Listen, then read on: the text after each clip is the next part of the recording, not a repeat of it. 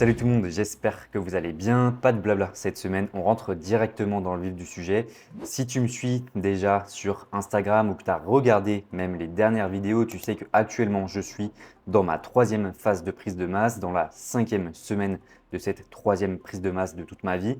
Et il y a une question que je peux recevoir en DM sur Instagram ou même des fois certaines personnes que j'accompagne peuvent me poser la question, c'est de savoir à quel moment en fait on peut démarrer une prise de masse. Et pour moi, il y a en fait trois piliers qui vont être fondamentaux à valider avant de commencer ta prise de masse. Pour moi, ce premier point-là, ça va être déjà de partir de la base la plus sèche possible. Il faut qu'au niveau de ta composition corporelle, tu sois le plus sec possible au moment de démarrer ta prise de masse parce que le plus sec tu vas être et le plus de temps ta prise de masse va pouvoir durer. Tu sais que c'est un truc que je mets pas mal en avant, c'est que le plus de temps va durer ta prise de masse et le plus de progression tu vas avoir, simplement parce qu'une prise de masse, c'est une phase qui va réunir les meilleures conditions en termes d'énergie, en termes de récupération, en termes d'entraînement également.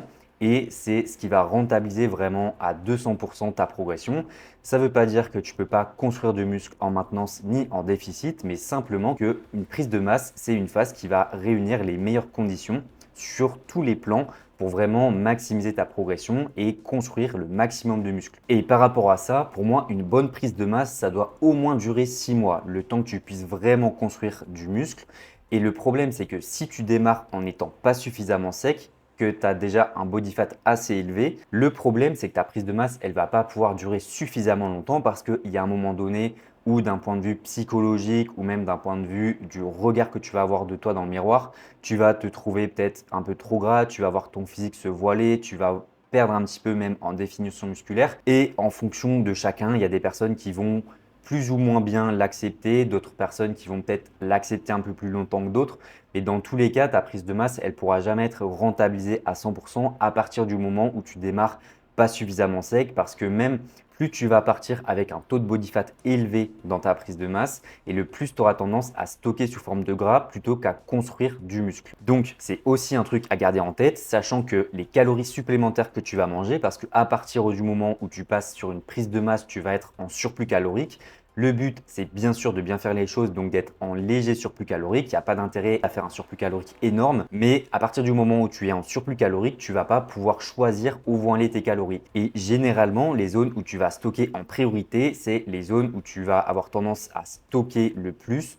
Généralement, chez les hommes, ça va être au niveau de la sangle abdominale. Chez les femmes, ça va être au niveau des hanches. Donc, si tu es déjà un petit peu gras dans les zones où tu as tendance à stocker en priorité, ça va aller de pire en pire. Et comme je l'ai dit, plus tu démarres gras et le plus tu vas avoir tendance à stocker plutôt qu'à construire du muscle supplémentaire. Donc, c'est pour ça que tu as tout intérêt à démarrer avec la meilleure composition corporelle possible au début de ta prise de masse. Parce que oui, malheureusement, même s'il y a des personnes qui vont te dire tout l'inverse, en prise de masse, tu vas forcément prendre un petit peu de gras. Même si le but, c'est de bien faire les choses pour prendre un maximum de muscle tout en prenant un minimum de gras possible, tu vas forcément prendre un petit peu de gras. Tu ne peux pas malheureusement avoir le beurre et l'argent du beurre et ta prise de muscle va forcément s'accompagner un petit peu d'une prise de gras. Mais comme je l'ai dit, si tu arrives à bien faire les choses, ça va te permettre justement de rester en surplus le plus longtemps possible, rentabiliser vraiment à 100% ta prise de masse et jusqu'au moment où vraiment en termes de composition corporelle, tu auras envie de sécher. Comme j'en ai parlé également dans une autre vidéo, c'est à ce moment-là où tu peux faire des petites phases de mini-cut qui vont être assez courtes avec un déficit assez agressif parce que généralement, si tu fais encore une fois bien les choses, ta prise de masse va durer assez longtemps. Donc, quand tu vas passer sur ces phases-là de mini-cut, tu auras des hauts niveaux d'énergie. En termes d'appétit, tu ne seras pas gêné non plus par le fait de réduire drastiquement tes calories et ça te permettra en quelques semaines de repartir avec une super base, de ne pas avoir sacrifié entre guillemets tes gains musculaires et de repartir directement sur une nouvelle phase de progression. Donc, c'est un petit peu la meilleure stratégie si jamais tu veux progresser et construire du muscle. Et globalement, ce que je peux te conseiller concrètement par rapport à ce premier point, c'est dans les prochains jours, faire des photos de ton physique, donc à jeun le matin, pour voir justement en termes de physique, objectivement, comment est-ce que tu te sens? Est-ce que tu vois qu'au niveau de ton physique, il y a certaines zones où tu as besoin de sécher? Bien sûr, le but, c'est d'être objectif. C'est toujours compliqué d'être 100% objectif avec soi-même, mais essaie de faire cet exercice. Et de toute façon, si tu as le moindre doute, c'est très probablement parce que tu as besoin de sécher. Alors, la sèche sera plus ou moins longue en fonction, bien sûr, de ton point de départ. Mais comme je l'ai dit, si tu as besoin de sécher, fais-le dès maintenant parce que si au final, tu dis non, j'ai pas envie de sécher maintenant, que tu démarres ta prise de masse, au final, ta prise de masse ne sera pas rentabilisée à 100% et tu devras faire ta sèche dans plusieurs mois. Donc, autant le faire maintenant, autant faire les choses de la bonne manière, dans le bon ordre. Fais ta sèche maintenant, qu'elle soit plus ou moins longue. Et ensuite, une fois que tu auras la meilleure base, la meilleure composition corporelle, à ce moment-là, tu pourras démarrer ton surplus et à ce moment-là, tu pourras vraiment maximiser tes gains et maximiser la rentabilité de ta prise de masse. Ensuite, le deuxième point qui va être très important et qui va définir si oui ou non tu es prêt aujourd'hui à démarrer ta prise de masse, c'est la qualité de tes entraînements et notamment le premier point, ça va être ta technique d'exécution. Ta technique, comme je le répète souvent, c'est vraiment la base, c'est le pilier fondamental. Et pour faire une métaphore, c'est un petit peu comme si ta technique d'exécution, c'était les fondations de ta maison. Si les fondations sont bancales, forcément que tout le reste le sera également. Et si tu n'as pas une bonne technique, tu peux derrière avoir le meilleur programme du monde, accéder aux meilleures machines, aux meilleurs exercices, avoir le volume optimal, la meilleure fréquence, etc. Tu n'auras pas de résultat. Donc ta technique, c'est vraiment le pilier de base. Il ne faut pas que tu le négliges. Il faut vraiment que tu valides ce premier point parce qu'il va définir ensuite tout le reste de tes résultats. Et surtout que ce n'est pas en mangeant plus que ça va améliorer les choses. Au contraire, tu risques simplement de stocker du gras plus rapidement, pas progresser plus rapidement pour autant. Donc, il n'y a vraiment aucun intérêt à augmenter tes calories si les bases ne sont pas bonnes et notamment au niveau de ta technique pour le premier point. Le deuxième point, ça va être au niveau de ta standardisation. Donc, tout simplement, ta standardisation, c'est le fait de reproduire chaque semaine tes mouvements à chaque fois dans les mêmes conditions.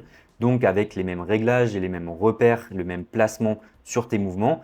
Et c'est ça qui va t'assurer que si d'une semaine à l'autre, tu fais mieux que la fois dernière, que ce soit par faire plus de répétitions, par charger plus, par avoir un meilleur contrôle, une meilleure amplitude, etc., ce soit réellement dû à un gain musculaire. Parce que si tu as un mouvement qui n'est pas standardisé, en réalité, il n'y a rien qui t'assure que tu es vraiment pris du muscle entre la fois précédente et cette fois-ci. Ça peut être un changement de placement, un réglage différent, une exécution différente également. Donc, il y aurait en fait trop de variables différentes pour t'assurer à 100% que tu as pris du muscle.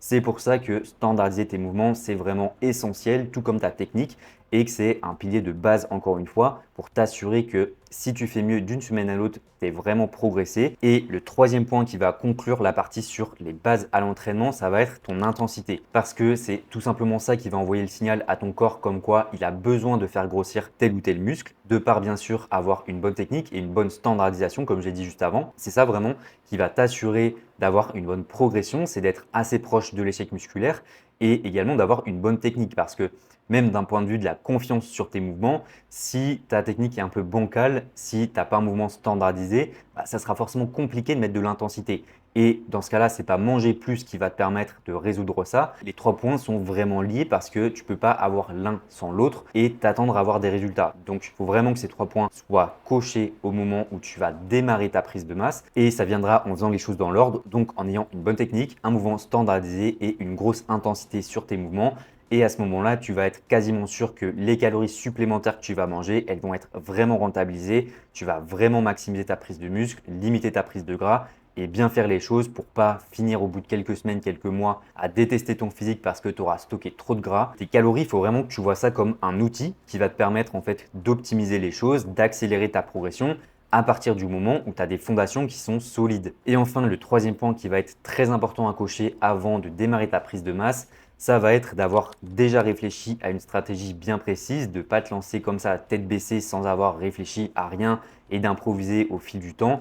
Il faut vraiment que tu aies cette stratégie-là qui soit bien définie, que tu aies réfléchi déjà à une sorte de roadmap, donc une stratégie à court, moyen et long terme. C'est ce que je fais tout le temps avec chacun de mes clients. Ça permet justement qu'on puisse se projeter, qu'on puisse savoir par quelles étapes on va passer. Bien sûr, cette stratégie-là, elle peut et elle va évoluer au fil du temps. Elle n'est pas ancrée dans le marbre. Ça va bien sûr dépendre également de ta progression. C'est pas parce que sur telle semaine, tu avais écrit ça il y a 6 mois que ça va forcément se passer comme ça. Si tu progresses plus rapidement, bien sûr que ça arrivera peut-être plus tôt dans ta roadmap, mais ça te permet justement de ne pas avancer dans le flou, d'avoir une direction claire, savoir anticiper un petit peu par quelle phase tu vas passer ensuite et ça te permet comme ça de te projeter beaucoup plus facilement, de savoir ce que tu fais au quotidien, pourquoi tu le fais et comme ça te permet aussi de tenir beaucoup plus facilement, d'avoir une vraie motivation et ça va vraiment faire une grosse différence au niveau de ta progression. Donc, c'est un truc qui est très important. Ensuite, bien sûr qu'il va y avoir ton plan au global, donc il va à la fois prendre en compte ton programme d'entraînement, ta stratégie en termes de dépenses, ta nutrition également,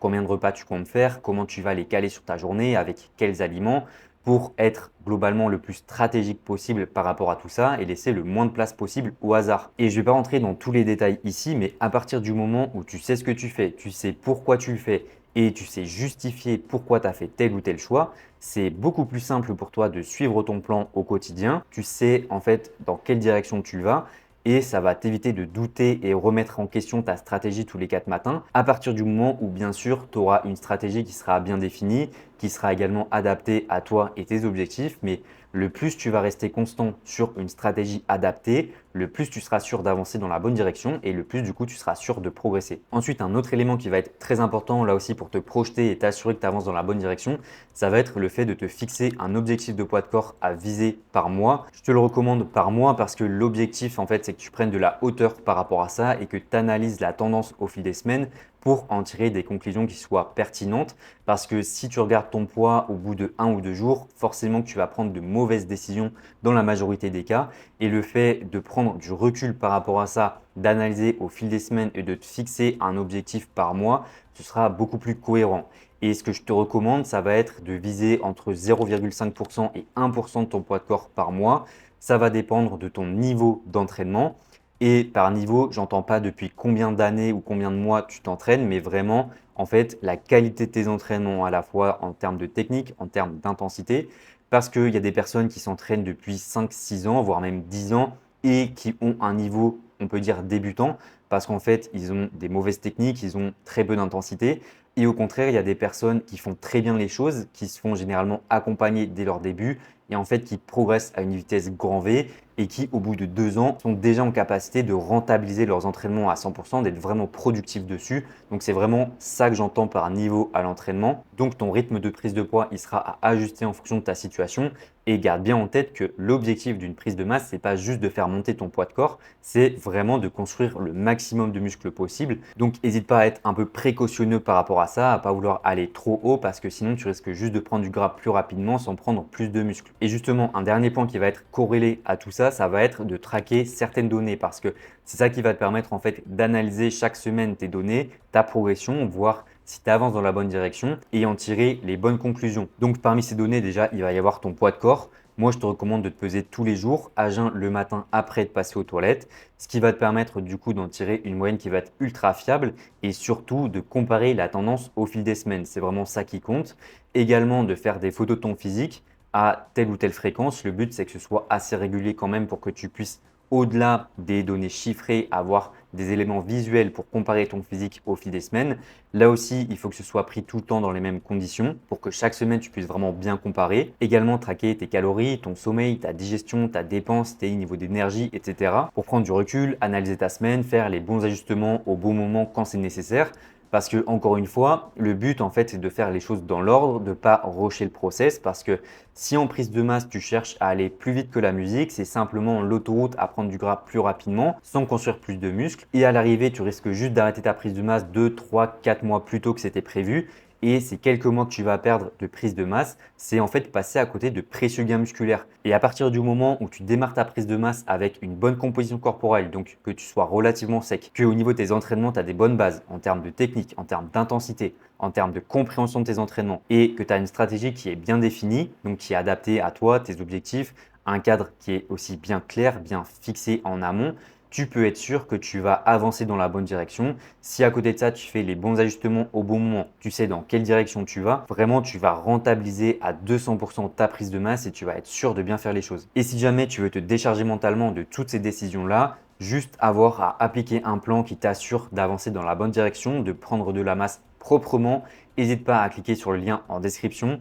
Ça nous permettra de faire un appel totalement gratuit qui t'engage à rien, dans lequel on pourra parler de ta situation actuelle, également la meilleure stratégie à mettre en place dans ton cas spécifique pour t'assurer de construire du muscle et te rapprocher du physique que tu as vraiment envie de construire. Si jamais tu es intéressé, comme j'ai dit, le lien est en description. En attendant, j'espère que cette vidéo aura pu t'aider, qu'elle t'aura apporté de la valeur. Si c'est le cas, n'hésite pas à me le faire savoir dans les commentaires.